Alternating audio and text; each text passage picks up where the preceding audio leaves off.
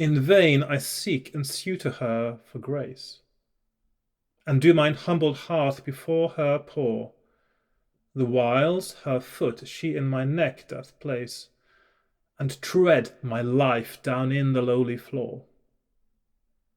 And yet the Lion that is Lord of power, and reigneth over every beast in field, in his most pride disdaineth to devour the silly lamb that to his might doth yield. But she, more cruel and more savage wild than either lion or the Lyonesse, shames not to be with guiltless blood defyled, but taketh glory in her cruelnesse. Fairer than fayrest, let none ever say, that ye were bloodied in a yeelded prey.